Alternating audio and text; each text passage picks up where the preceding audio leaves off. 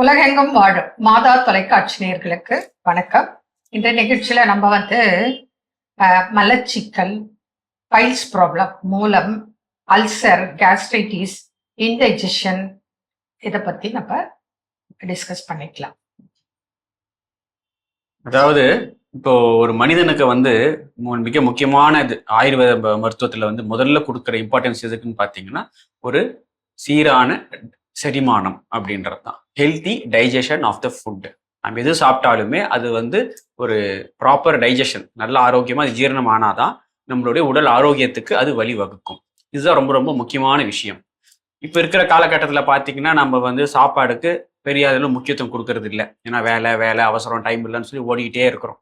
சரியா என்ன ஆகுதுன்னு பார்த்தீங்கன்னா என்ன சாப்பிட்றோம், என்ன டைமுக்கு சாப்பிட்றோம், எப்படி சாப்பிட்றோம், அந்த டைம் சாப்பிட்றதுக்கு முன்ன பின்ன ஏதோ ஒன்று அவசரத்துக்கு வேகம் ஏதோ ஒன்று வாயில போட்டுட்டு அடுத்த வேலைக்கு ஓடிட்டு போயிடுறோம். இதுதான் நாள் ஆக ஆக ஆக நம்ம உடம்புக்கு கிட்டத்தட்ட எல்லா நோய்களுக்கும் ஒரு 99% நோய்களுக்கு இந்த ஒரு இம்ப்ராப்பர் டைஜஷன் தான் மூல காரணமா இருக்கு. உணவு சரியா ஜீரணம் ஆகாம தான் ஒரு பிரச்சனையாக கொடுக்குது.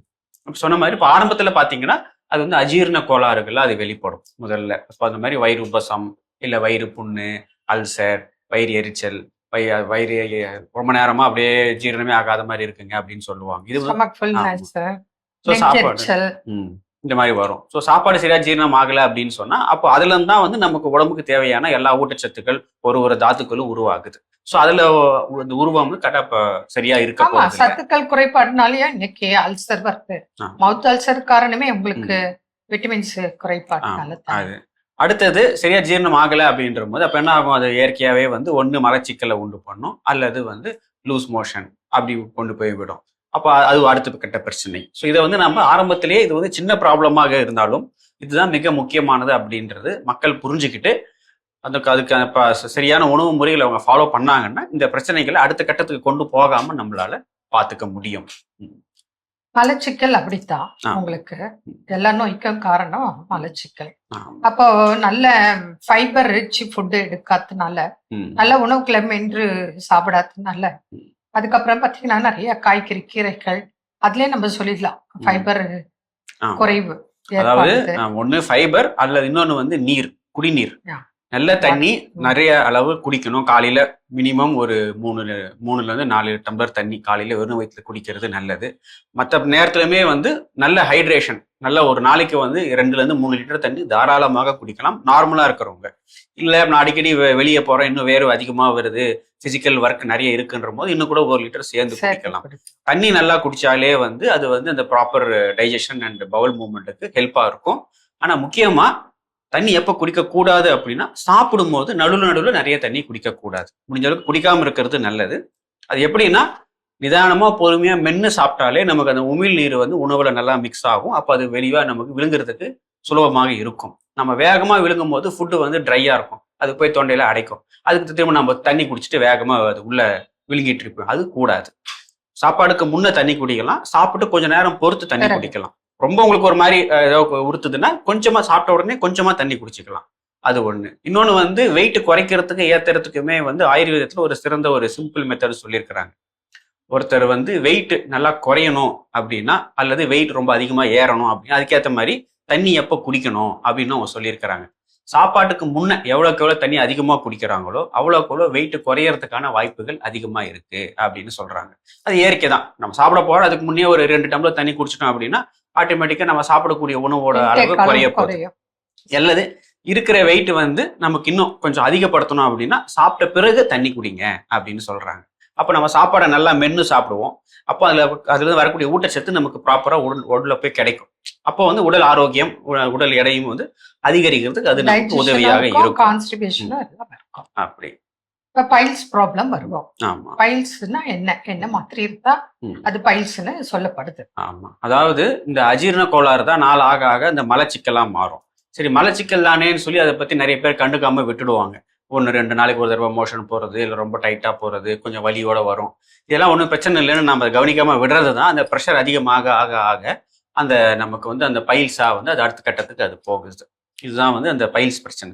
சம்டைம்ஸ் என்ன ஆகும், இந்த பைல்ஸா போகாம இது அந்த மூல பிரச்சனையா இல்லாம அந்த வெறும் அந்த மலச்சிக்கலே ரொம்ப அவங்க ஸ்ட்ரெயின் பண்ணி மோஷன் போறதுனால அந்த ஆசன வாயை சுத்தி சில வெடிப்புகள் மாதிரி வர்றதுக்கான வாய்ப்புகள் இருக்கு. அப்போதான் நம்ம ஃபிஷர் அப்படின்னு சொல்லுவோம். இல்ல சில பேருக்கு வந்து ஃபிஸ்டுலா மாதிரியும் அது மாறி வரலாம். ஆமா, பட் எல்லாமே அடிப்படை காரணம் வந்து அஜீரணம் பிளஸ் மலச்சிக்கல். இதுல நடு என்ன ஆகும், ரொம்ப மலச்சிக்கல் அதிகமா போகும்போது வேற ஏதாவது சாப்பிடுவாங்க, இல்ல மருந்து ஓவர் டோஸ் எடுக்கும்போது நடுவில் லூஸ் மோஷன் ஆகவும் வரும். இது ரெண்டுமே வந்து இந்த பிரச்சனைக்கு ஆகக்கூடாது, இதுதான் காரணம். ஸோ அடுத்து அந்த ட்ரீட்மெண்ட் முறையில வந்து முக்கியமா முதல்ல மலச்சிக்கலை அவங்க சரி பண்ணணும். அதுக்கு தான் வந்து உணவு முறைகள், மருந்துகள் அவங்க ஃபாலோ பண்ண வேண்டியது. பேனஸ்ல growth இருக்கும். ஆமா, சின்னதாக்கோ பரு மாதிரியோ இல்ல நம்ம உள்நாக்கு போல இருக்கலாம். அது 1, 2, 3 எப்படி வேணா இருக்கலாம். சிலருக்கு உள்ள கட்டி இல்ல வெளிய கட்டிகள் போல இருக்கலாம், ப்ளீட் ஆகலாம், சில டைம் பஸ் வரலாம், மோஷன் வித் பிளட்டும் இருக்கலாம், சிலருக்கு பிளட்டே கொஞ்சம் தனியா கூட போகும். இதெல்லாம் பைல்ஸ் ரிலேட்டட் தான். இப்போ இதுக்கு வந்து என்ன மாதிரி உணவுகள், மெடிசன்ஸ் நம்ம கொடுக்குறோம் அப்படிங்கறத சொல்லலாம். அதாவது ஃபர்ஸ்ட் வந்து ஒரு ஆரோக்கியமான உணவு, நார் சத்து நிறைந்த உணவு அவங்க முக்கியமா ஃபாலோ பண்ணணும்.